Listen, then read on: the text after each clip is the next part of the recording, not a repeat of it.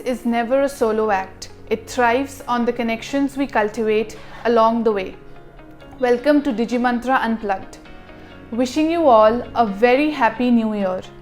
I'm your host Surbhi, and today we are delving into the art of networking with none other than our CEO, Mr. Sachin Khosla. Welcome back to the podcast, Sachin. Thank you, Surbhi, and very happy new year to you. Thank you. So, Sachin, we have been seeing that you have been traveling extensively in the previous year. So, how has meeting people from different culture and industry, shaped your perspective over networking? I would like to say networking is very essential for an entrepreneur or business owner, and traveling is again, I would say, journey in itself. When you're traveling or when you're having a journey, you're learning over the while traveling. So in early days, our great grandfathers, they used to travel a lot, and those were usually about religious travels and everything. So, but now the means of transports have changed, so we can travel far across places in a very quicker manner. So there's a way, how do you meet people? You have to meet people in certain conferences, certain social gatherings, because that's how you network. So I believe networking and traveling go hand in hand. So when you travel, you come across a lot of people, you meet a lot of people while traveling as well as when you go to conferences, network with people, you get to meet new people, and you also make new connections, which helps you grow your business, your personality overall. So that's why I believe networking is essential. Yeah, exactly. So coming to the point, can you share a memorable experience or a memorable story about a connection you have met over there during your travels turned into a meaningful partnership? I would say I've met quite a lot of people. So not specifically mentioning about a certain connection, but I would like to mention an instance wherein I met someone from the Thai Atlanta, and she is a very senior lady, and we got friends very quickly, and we went to Sri Lanka for Thai retreat. We met. She was a vegetarian, I'm also vegetarian, so we used to eat together. And when I went to Atlanta, she invited me to her home for dinner, and she cooked some yummy dosas.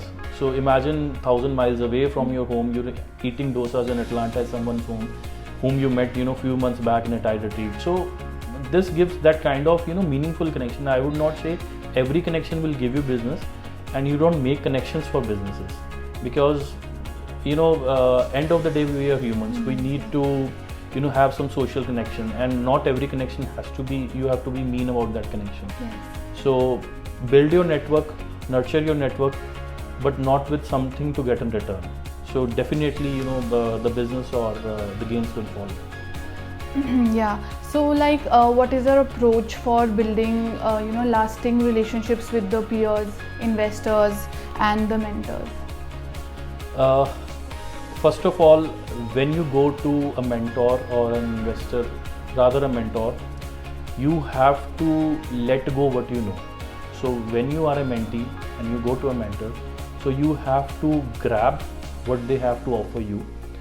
And mentor can be from your industry, from outside your industry, and it can, the mentorship can be related to what you work, or something related to your life as well. For instance, I met a senior leader from Thai Chandigarh, and he guided me about this family investments and everything. So it is not related to my business, but it is more of a succession planning. So making sure everything is secure, the business is secure, how to run a business, even your leads pipelines go dry, so things like that. So mentorship is always a gain game. And to build the lasting relationship, like you asked me, so I would never exchange business cards. I don't carry my business card whenever I go to any social event or any networking event, because I believe that the business cards, they will remain in the pocket, and more oftenly people throw them in the hotel dustbins when they check out or something, because no one carries those business cards any longer. So instead you leave them with a mark. You ask about them, so you add them on the LinkedIn profile, you interact with them, and more importantly, you meet them often. So imagine if I'm going to TIE Atlanta or TIE Toronto, so the same set of people or the same set of people might come to TIE Silicon Valley. So I can always refer to them, hey, we met in TIE Toronto, how's your life going and how's your business going, how was the weather there. So you have to have those connections.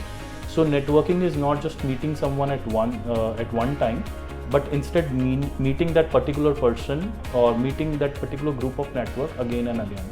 So that is how you are able to give that lasting impression, and those connections go longer.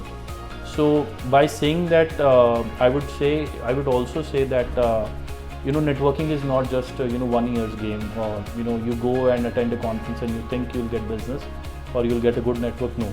So you have to travel a lot, you have to go to those conferences, attend those again and again to make those meaningful connections. So we have been discussing about networking. So could you tell some importance of networking to our viewers and some young entrepreneurs?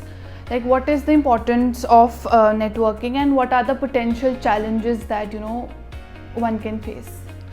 I would say young entrepreneurs, younger than me, have much more potential because they come with the kind of new Gen Z applications and Gen Z, I would say, tech, which we might not have been following. They are more active on Instagram, more active on other social platforms. So they are able to network more than us.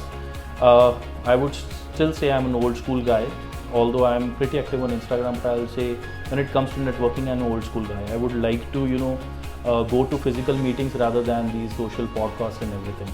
So I would suggest that it's fine to have those e-meetings or those podcasts, but they should always attend certain conferences and certain events, because that gives a social or human connection, which is very much required in networking. And mostly the tech entrepreneurs, they are a little shy. Like in one of my podcasts I mentioned that they have to come out of their cocoon, is what I believe. So very good that you're a good tech entrepreneur, but yes, you have to be a social animal. I would say you have to be a social animal as well. So there are certain challenges that young entrepreneurs might face, because there are certain networks or certain I would say events that are invite only, and they might not get invite. So that is where they need those mentorship, those people, those who can handhold them and take them to those certain conferences or invite them particularly for those close groups. So that is my advice to the young entrepreneurs. Okay, so how has networking helped you transform DigiMantra from a service-based to a product-based company while staying connected to your core values? I would say we have not transformed, but we have started another division in the products. DigiMantra by core is a service company, and in my previous podcast I mentioned that our core DNA is about learning.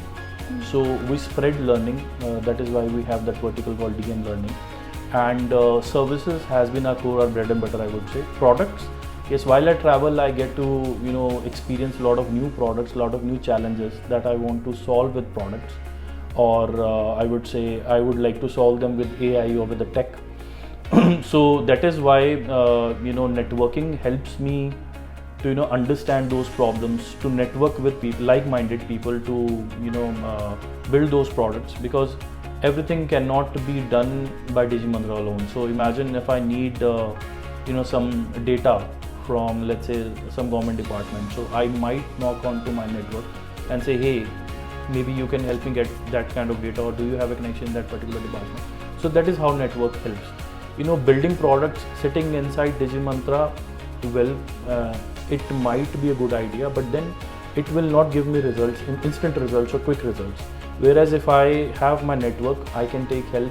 Someone from my network has already researched on that particular product or particular thing.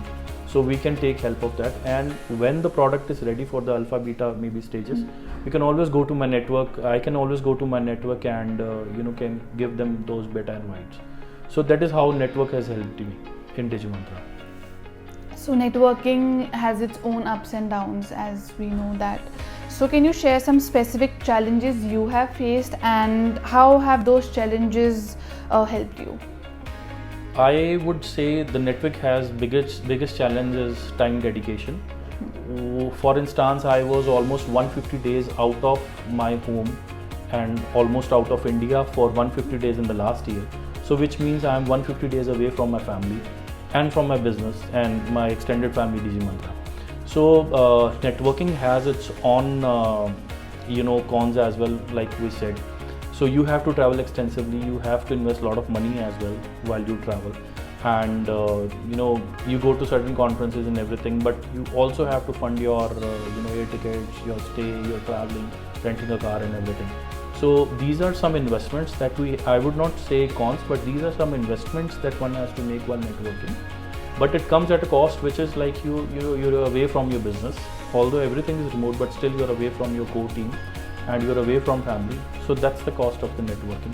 And these challenges have shaped me as a more, I would say, global leader, because now I know how things work in Europe versus how things work in US versus how things work in India.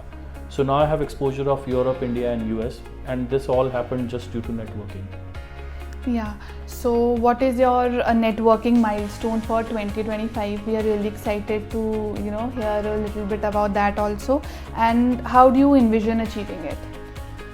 I would say 2025, every business owner or an entrepreneur would always dream to multiply his or her business. So that's the same dream I am carrying. But this year, what I have thought is, instead, I do network, but I really want to. So when there's a network, there's a hierarchy. You're top of the network, then you have certain people who look to you as a leader. So those who are below me in the network, I would like to bring them up and make them introduce them to the higher in the hierarchy. So that's more of a hand holding for the people who look for advice from me. I get a lot of requests on LinkedIn and in personal events as well. Wherever I go, how do you travel this much? How do you network? How do you bring business out of your network? So things like that. So 2025, my goal would be to bring those people to the front and tell them how to network, and probably recommend them certain conferences, take them along. I know it's easier said than done, but I'm gonna give it a try. Thank you for joining us today. And just like Sachin, don't forget to pack your curiosity wherever you go. Until next time, keep building meaningful connections. See you in the next episode of DigiMantra Unplugged. Don't forget to like, share and subscribe.